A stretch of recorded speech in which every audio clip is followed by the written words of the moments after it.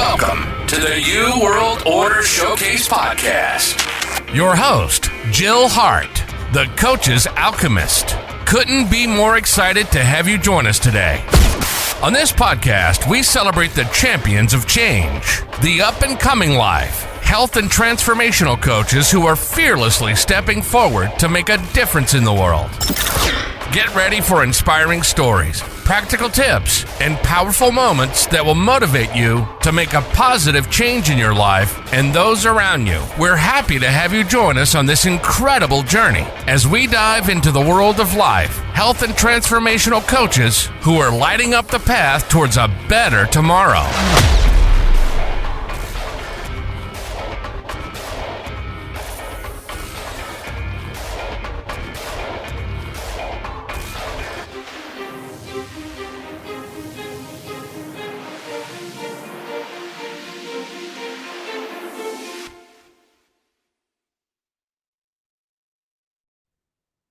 Hi, and welcome to the New World Order Showcase Podcast. Today, we are speaking with Andrea Hunt. She is a transformational life coach for expats and digital nomads. She really does help other people too, but she specializes in that group because they're near and dear to her heart. So welcome, Andrea. I really appreciate you joining us today. Tell us all about you and why expats and nomads. So first of all, thank you so much for letting me be here. Like, it is truly a privilege. And so expats and digital nomads is actually something dear to my heart because that's what I've been off and on for the last 25 years. I'm from Minnesota originally, but I always kind of felt, first of all, it was very cold, as we talked about before. And I was just like, I'm not sure what I'm looking for, but I'm not sure I'm not going to find it in Minnesota. And so like I had kind of a difficult teenage years, and I was just like, I need to go out and explore the world and like figure out myself, figure out who I am. And so I moved to Mexico when I was 20, like all by myself. Nobody thought this was a good idea. This was like back in 1998. I saved up all this money working at different restaurants, Applebee's and like sports bars to save up a bunch of money. And I was like, I'm going to do Mexico and China and England. And so I ended up moving to Mexico. That was probably one of the scariest things I've ever done in my life. I've got two. The other time was when I moved to China alone. But it really kind of taught me to push myself out of my comfort zone because there might be something absolutely amazing waiting on the other side. And I'm not going to lie, like the first night that I got there, like I couldn't find the driver that was supposed to pick me up at the airport for like 4 hours. And like, I finally found him. And when we drove like back to San Miguel de Allende, which is where I was living, like the owner of the guest house, like let me in, and I like sat down on my bed and I just cried. I was just like, oh my God, like, what have I done? You know, like, am I crazy? Am I stupid? Am I brave? Like, what is this? But that was this transformation that really like pushed me into the rest of my life. And so I since, took all the opportunities I could to study abroad, work abroad. I taught English abroad a little bit.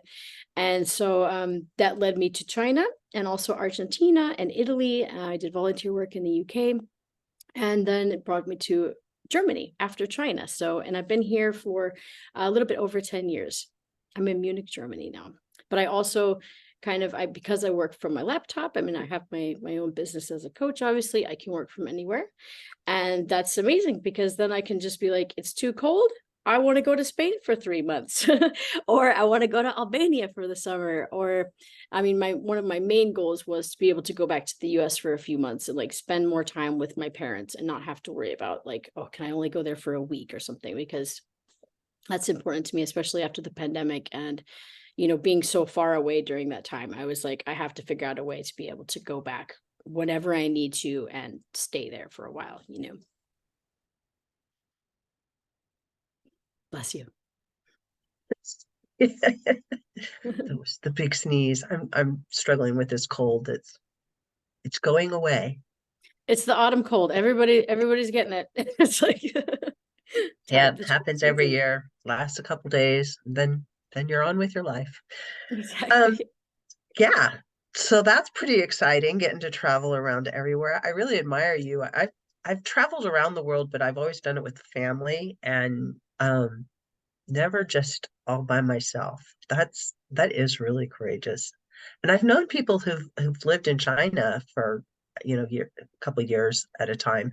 But they went as a couple again. Just the idea of doing it all by yourself, man, that's Yeah. really commendable. But again, I sat down on the bed the first night and I cried. I'm like, oh my God, what am I doing? I don't speak the language. I don't know anybody. But again, it ended up being one of the best decisions that I ever did for myself in my life. And that experience, I would say, formed mostly like a lot of who I am as a person, like just the experience of living 24/7 outside of my comfort zone, having to manage things. Also just all of the amazing people that I met there, both like Chinese people and international people from all over the world, and really having an understanding of how, just different cultures and countries and how things work. It was life-changing. It is. It's one of those things where, and we're going to talk about your coaching here in just a second.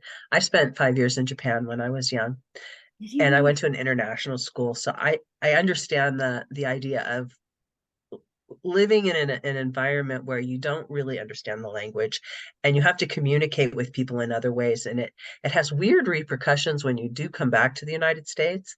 Like, you think that everybody's listening to you, even though you talk really quietly, because you don't really, when you live in a foreign country, you just expect that nobody's going to understand what you're saying. And that's not really actually even true, because most people in other countries do speak English. They might not Generally, speak they it with speak you. English better than a lot of native English speakers that I know. Their grammar is impeccable. Right. They're correcting you. That's not how you say that. So you are a transformational life coach. How does that look, and what do you use? What's your modality?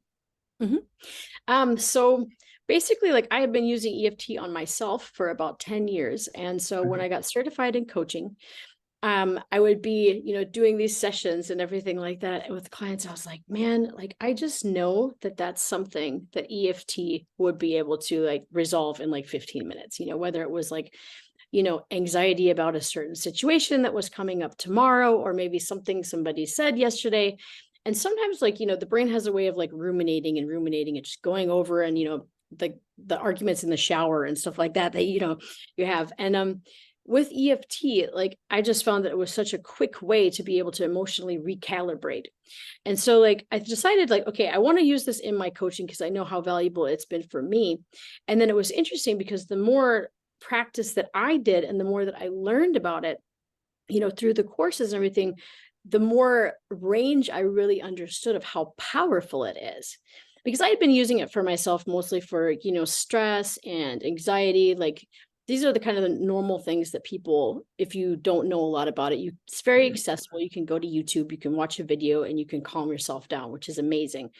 But then there's also the other side, like in terms of limiting beliefs and imposter syndrome and like fear of public speaking, all these things that, while you can definitely use YouTube videos for that, because they're not personalized, you're not going to get the same results, And so the more that I learned about that in the training, I was just like, this is amazing. So I integrated the two into my coaching. So it's a lot of like understanding where you are, understanding where you want to be, and then being like, okay, so what's holding you back? Is it a belief? Is it a resistance? Is it a fear? Because a lot of times, we want to do things. We have goals, we have dreams, but then we end up kind of holding ourselves back. We fear rejection, we fear failure. Sometimes we even fear success because we're like, what if I couldn't handle being successful? Or what if I had to give something up for it? And so this is where EFT has just been so amazing as a modality to be able to integrate. Because, like, even though it does look a little bit funny, people are kind of like, I don't really understand how tapping on your face is going to help you. And I admit, when I first saw it, I was like, I don't really understand. And that looks kind of weird. But the moment that I found it, I was so stressed out, like studying for finals exam, that like I couldn't eat, I couldn't sleep, I couldn't calm down. And no matter what I did, my brain was just spinning and spinning, and it was just getting worse and worse. And so I found this Brad Yates video, and I was like, you know what? Brad. I love Brad. Life changing, I was like, okay, I'm going to do it. It's called Fear and Panic Right Now. That's what I need. And so 10 minutes later, I was like, oh my God, I feel a little bit better. So I did it again. And so I ended up doing it like maybe 3 times.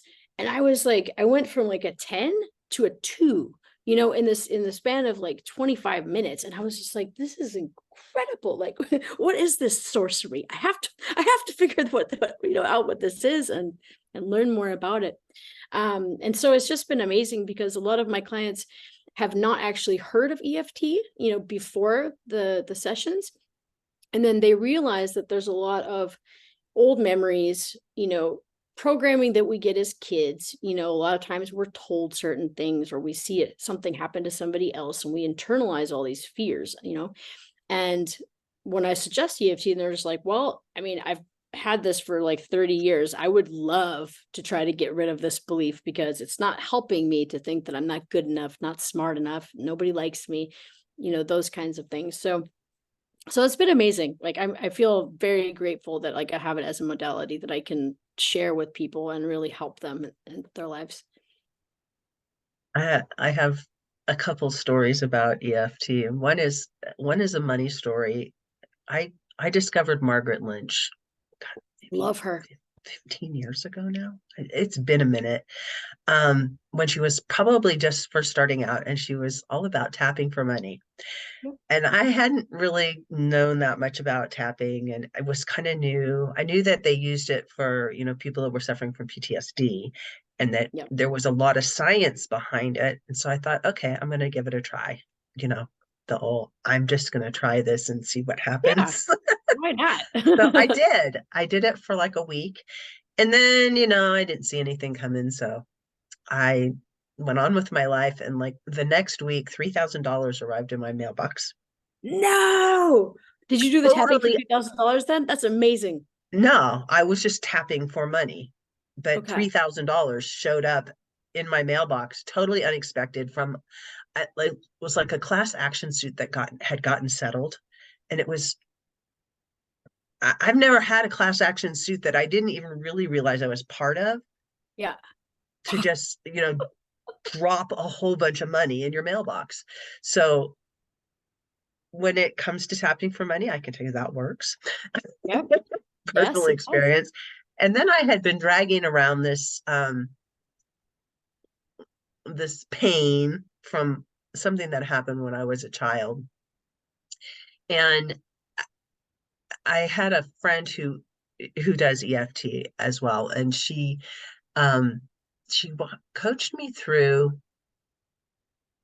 several rounds of tapping, and at the end, I went from like harboring this traumatic event, and it's not even like it's a conscious thing anymore. I mean, it was so long ago that it's kind of like it was stuck in my subconscious mind, and it was just a little program that ran in the background all the time.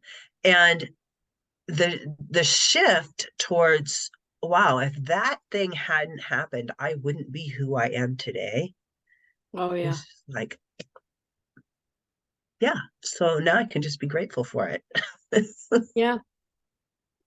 Everything makes us who we are, and gives us Everything makes us who we are. certain abilities and gifts and learning through things.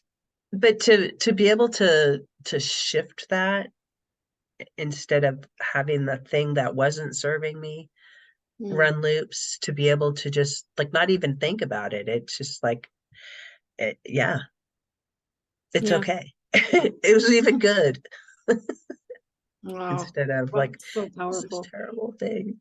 And it's like 20 minutes. It's not like you have to go to see a therapist for years and years and years to make some progress on, the trauma that everyone experiences as a child, because your parents are just kids too.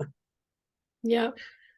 I mean, and the thing with my experiences in therapy, a lot of times when I didn't have EFT, I wouldn't have any way to calm myself down after digging up these really painful memories. And so I'd feel triggered for like a week afterwards. I mean, the worst thing I had, like one time I had a lot of family things going on.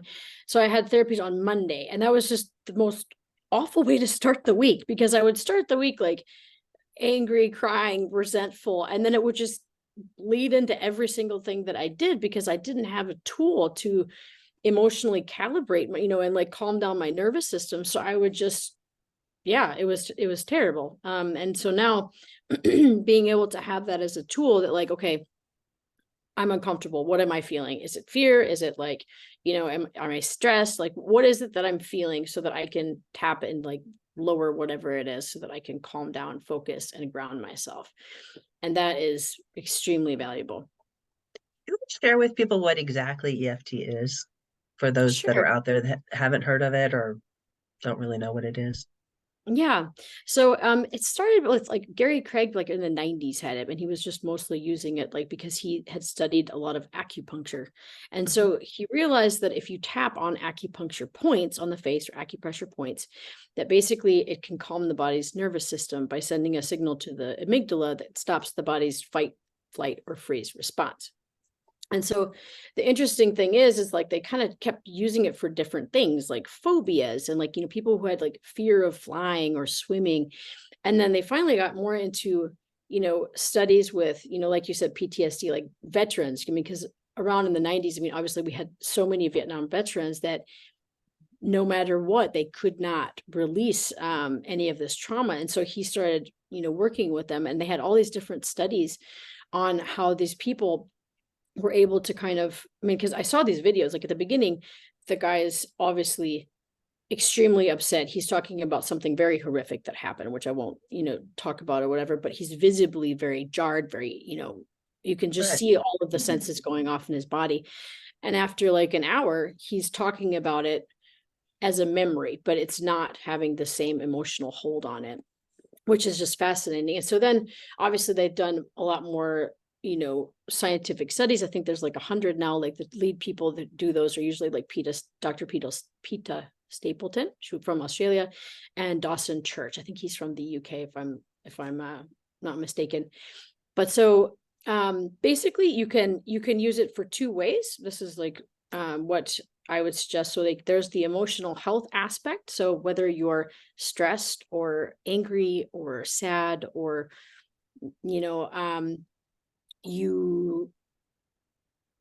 any of the emotional things that come up during the day that you need to recalibrate to kind of ground and center yourself is really good. It can also be used in the morning as like a starter to your day. Like I do Brad Yates every single morning because I like his amazing day YouTube video. And then of course, what I am really interested in is the aspects of the beliefs, because beliefs, as I mentioned before, we can have certain experiences, we can be told something, we can, as a society, believe certain things, and it doesn't always mean that it's beneficial for us. And so for a lot of people, especially in terms of their confidence and the belief that they have in themselves, they have all of these memories from, when they were kids or, a time that they failed, that every time they try to have confidence in a certain situation now, it removes all confidence that they have in any capability. They might be nervous, have anxiety.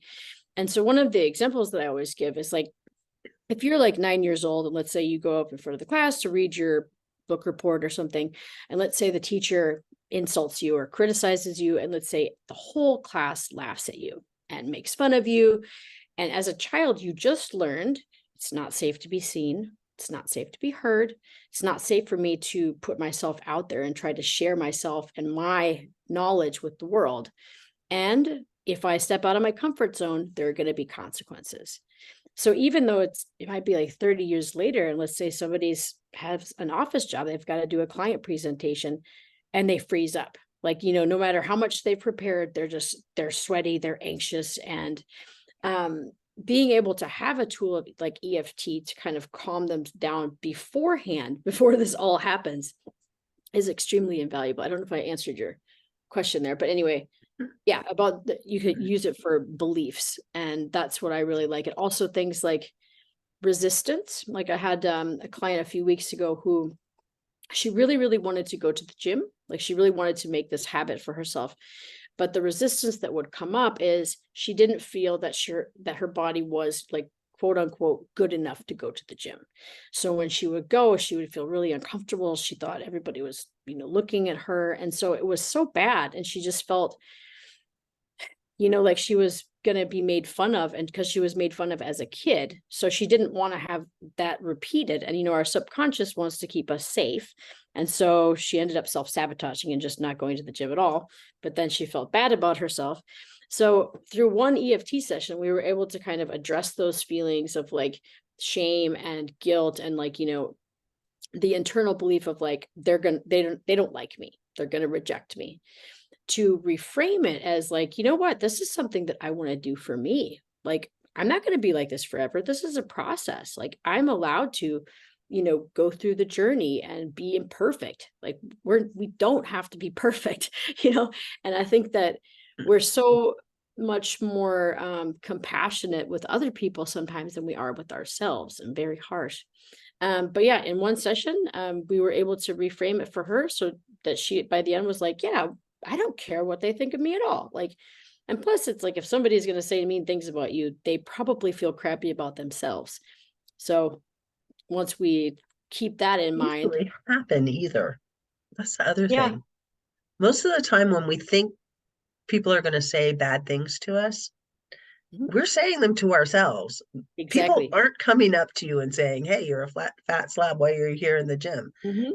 Because if you look around, they're all that way, or they started that way. We're all on a journey. We're all trying to do our best, like with the tools we have, like, but I mean, she went and she started going to the gym again, and she's been so like proud of herself, and it's just amazing because she's just like, it removed this weight, this obsession that I had, thinking that I had to please everybody else. And if I'm not perfect with like, a 6-pack abs or something, then I don't deserve to be there, which is, of course, it's absurd. Of course, we deserve to be there. And yeah, so I mean, like things like that. I mean, it's so powerful, and I'm constantly amazed. I mean, even with sometimes when the client comes to the situation that I don't have as much experience, I'm like, well, I don't know, like, I think we should go into it like and try it. And I'm always amazed at the results. So yeah. So how do you work with people? And I know that you're putting together, and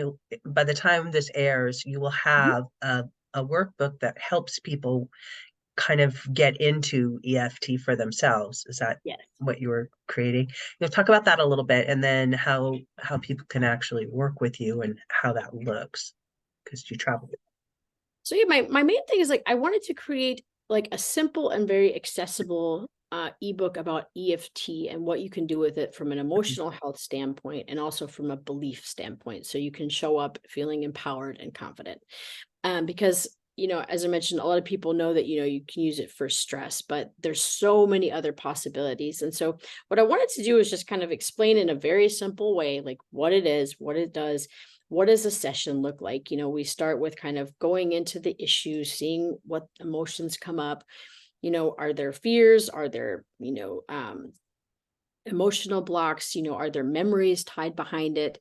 And then we go through the negative round, and the negative round is usually quite uncomfortable. That's the thing that's important to keep in mind, is because you're articulating some of these negative feelings that you carry around with you. So it's not always comfortable, but as you're doing it, you're clearing it so that like it can be released and go away. And so then you can put like a positive round on top with some positive affirmations, and you feel amazing afterwards. And for sessions, like I usually do 2 different kinds. Like some people just want EFT because maybe they want it as a supplemental thing, because maybe they are seeing a therapist or something, and they want to be able to deal with the emotional aspects that come up. Or some people are, maybe they have a business coach or something, and they just want the EFT. But then I have like the full package, which is usually what I recommend. Like if you haven't really had any coaching before, and you kind of look around at your life and you're like, I can do better. Or, what I get a lot is a lot of people that come to me, they've just gone through a huge life change, like a divorce or a breakup. Or, I mean, in the last couple of years, it was a lot of people who had like a job loss. Because, I mean, with the pandemic, let's face it, a lot of people got, laid off. And so people also started thinking like, okay, what should I do now? Because like now, like the positive aspect of that, because okay, getting laid off sucks, obviously, but like they were like, okay, now actually, what do I want to do with this? Did I really like my job? Because I didn't, because a lot of people realized that what they were doing was not really fulfilling them, but they were just kind of staying in there because for the security component, And so a lot of people realized that, wow, okay, I have a chance to do something else. What should that be? And so that's where we kind of worked in, okay, what are your values? Like, what are the things that fulfill you? Where would you like to be in 5 years? And then what are the things that are holding you back from reaching those goals? And that's where the EFT comes in, because a lot of times people don't realize how much those limiting beliefs are keeping them back. Like I'm not good enough, I'm not smart enough, those kind of things. Like I'll never figure it out, I'll mess it up. And those are really powerful beliefs, because if that's your first assumption every time you try to have a good idea and you get that mean little voice in your head that's like, you liar, you can't do that. I mean, obviously it's not helpful. And that's where we need to go with the EFT and look at what are the beliefs you need to let go of, what are the past experiences that you need to let go of, so that you can move forward in terms of your intentions and your goals for setting yourself up for a different life. I'd like to say that EFT, that when you're talking about the pain part, be mentally prepared. It's a very personal experience. Doing this in a group isn't like, it's not as, I don't think it's as effective because of the emotional component. You do end up crying sometimes, or having weird reactions in your body that you don't expect. And I mean, you could have been going along just fine, and then all of a sudden you're experiencing this interesting, we'll just call it that, expression of stuff that's coming out. It's kind of like, you know how animals, when they experience a trauma, they'll shake. We don't allow ourselves to shake off the trauma. So it has to come out at some point. And sometimes when you're doing EFT, it can actually be shaking. You will just feel like you're shaking. But because if you're working with a coach, and I highly recommend, if you're doing stuff to try to dig up emotional stuff, that you have somebody that knows what they're doing to help you work through it, because you don't want to get stuck in that spot. And having a coach can help you. You go there, but then you go out of it. And it's important that you trust the person that you're working with, and also that they create this space where you feel held and supported, and allow yourself to have these feelings as they come up, because we all, otherwise we carry around these feelings, sometimes our whole lives, and we don't allow ourselves to feel them because we're afraid of what would happen if we did. And I know that this was exactly what happened. Like, I didn't even do inner child work because I was like, I don't even want to go there because I don't think I could handle it. And it wasn't until I did the EFT matrix reprinting on those things that I realized that as the feelings are coming up, you can just kind of keep tapping and keep tapping. And especially when you're doing that kind of work, you do get a lot of emotions. Sometimes you might feel really angry because you might be like, why did my dad say that when I was 5? That was horrible. I remember this 40 years later or something. But it is a very therapeutic experience, because as you tap through it, and you can see the person, might get all flustered about something, or they might get angry, they might cry. But then by the end of the round, they're just kind of like, oh, okay. And you can see visibly that they've released something that has been a burden, and a lot of times, it can make you really tired afterwards. A lot of times people yawn, during the sessions, and you can be emotional. I mean, it really depends on what you're working on, and everybody's very different, because I had one male client, and he was American, and he was not somebody who felt so comfortable always talking about his emotions. But given that he had a divorce and he had a lot of things, he was like, I want some coaching. I need some guidance right now. And so as we were doing this, he didn't cry or have any major, emotions during the session.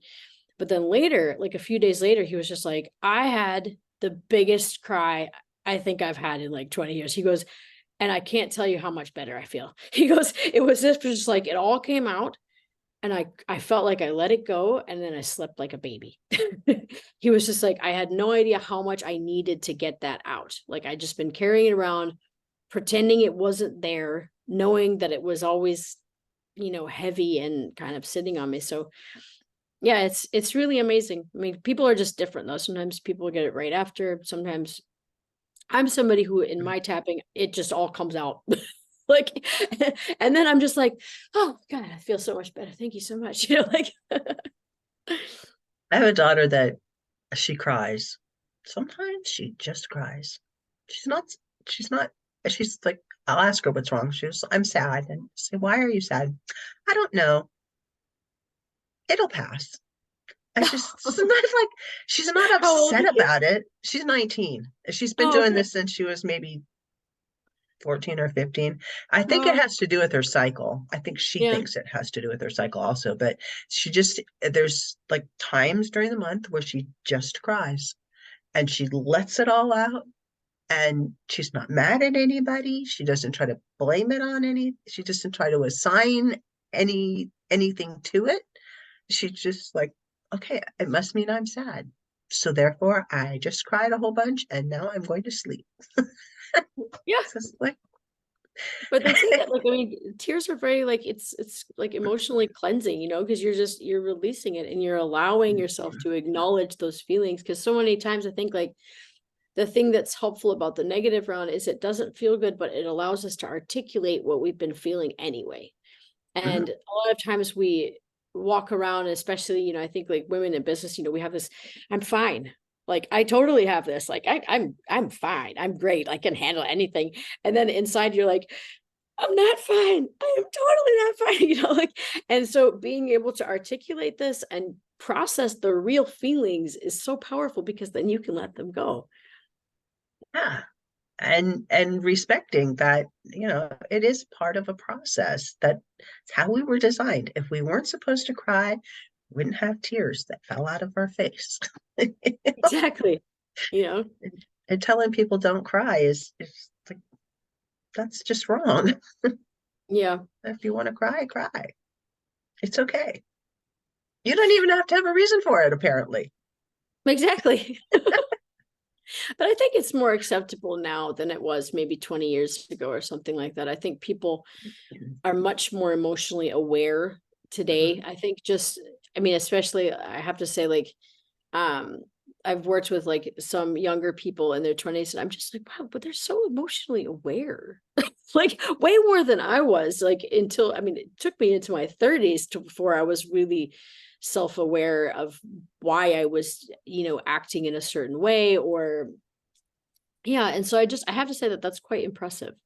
Younger generation be able to talk about feelings like Gen X, we didn't really do that so much. Like, Yeah. And I have lots of children, and they're wide variety of ages. She has a partner, and I have learned so much from the two of them, just watching them interact. They lived together for a short time, and my daughter was just like, no, I can't do this. I feel like I'm having to be your mom. And so they broke up. I mean, she moved back home, which is totally fine. We love her. And I just love being around her because I learned so much from her. But yeah. they're still best friends. They go on dates. She spends the night Wow. over there sometimes, but she doesn't have to be his mom. Yeah. He's got a mom. She How loves his mature mom. and non-dramatic, And like just it's just like, there's no trauma. They're still boyfriend and girlfriend. They're just not living together anymore.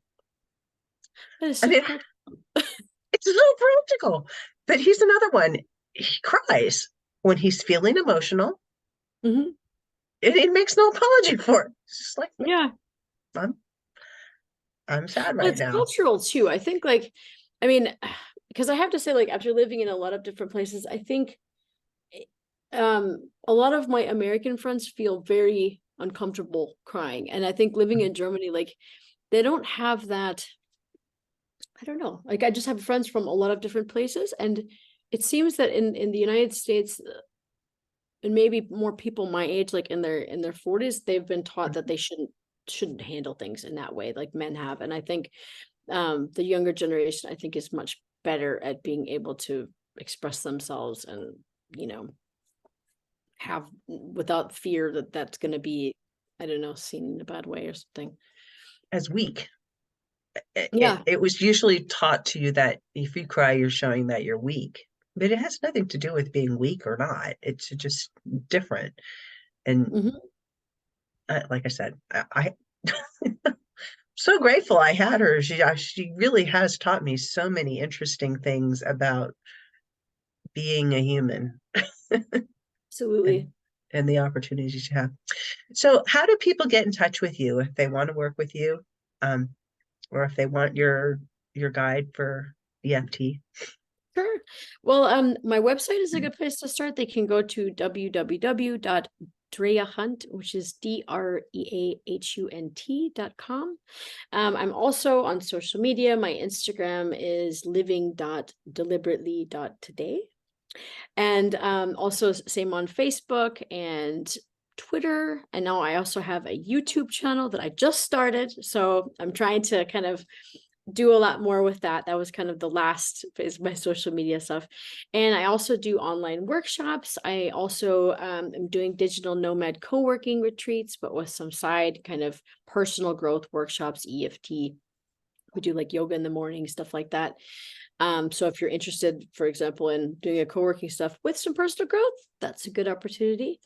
And yeah, and of course, like my ebook is always a really great place to start because you can download it, learn a little bit about EFT because it's being used in so many spaces right now, but it's still not something that's very understood by the general public, I would say. I think it's definitely becoming more common now. Like, I mean, it's definitely like, on certain podcasts I've seen it on, and also morning shows, they'll have Nick Ortner. Nick Ortner is very famous for the Tapping Solution app, and they have a summit every year. And he'll go on different morning shows. And so it's really exciting to see that it is picking up tractions. And even I saw I Googled a Brad Yates video the other day, and they had it with like Russian subtitles. I'm like, that is so cool. I'm like, and then they had another one where it was in Arabic. So I'm like, that's really interesting because it means that people all over the world are trying to access what he's doing. And he's my favorite, like in terms of, I mean, I love Margaret Lynch as well. Like she's great for business stuff, but Brad Yates just, he has such a calming voice and kind of a funny demeanor. Like he's just, yeah. Yeah, you just gotta love him. Yeah. You just gotta love him. Yeah. But yeah, So like, what's oh, sorry. go ahead. No, I'm sorry. And I was just going to say, like on my website, you basically could just schedule a Calendly. There's a Calendly link. You could just schedule a discovery call. And I'd be happy to work through like, what you're going through now, what kind of changes you'd like to make, what are your problem areas that maybe you'd like to try changing. And then we can look at which of the programs would be best for you. Perfect. And we'll make sure we put the links in the show notes so people can reach out to you. So what's the one thing you would like to leave the audience with today? So I was thinking about this. So the biggest idea that I kind of came up with the last couple of months that I think has been really important to communicate to my clients when they've kind of been like, oh, but no, I couldn't do that. I couldn't do that. And it's also something that I understand because I've been there as well. And through EFT, through coaching, through personal growth, I've been able to just keep going and pushing through, creating more evidence that I can do it and like building confidence. It's not overnight. It's a muscle, it's a skill. And so my biggest takeaway I want people to have is if not me, then who? And if not now, then when? Because always ask yourself that, because there's another quote that says like, there are people who are doing what you want to do just because they believed in themselves. So that's always something to consider when you start doubting yourself. And we create our own realities. So you may as well, create the reality you want to live, not the one that you're disappointed in, which will get assigned to you if you don't pick. Exactly. Yeah. If you don't pick, one will be assigned to you and you might not like that one. Right. That's usually what happens. There's a difference between kind of having the intentions and surrendering and kind of letting things unfold versus not doing anything and not having any kind of focus or intention and just having things happen to you in life, Yeah. Thanks so much for joining me, Andrea. This has been a great conversation. Thank you so much. It's been a pleasure being here. Thank you. Thank you so much for tuning in to another empowering episode of the You World Order Showcase podcast. We hope you've enjoyed hearing from our incredible life, health, and transformational coaches who are making a profound impact on the world. Remember, change begins with you, and you have the power to transform your life and the lives of others. If you want to take that next step and unlock your true potential, visit thecoachesalchemist.com, where you can find the 3 ways we can help you for free to spin your talent into gold with clarity, a system, and a plan. Don't forget to hit the subscribe button so you never miss an inspiring episode. And if you enjoyed today's show, we'd greatly appreciate it if you could leave us a review on your favorite podcast platform. Your feedback means the world to us and helps us reach more people with our positive message. Stay connected with us on social media for updates, behind-the-scenes content, and upcoming guest announcements. You can find us on Facebook at the You World Order or simply visit thecoachesalchemist.com.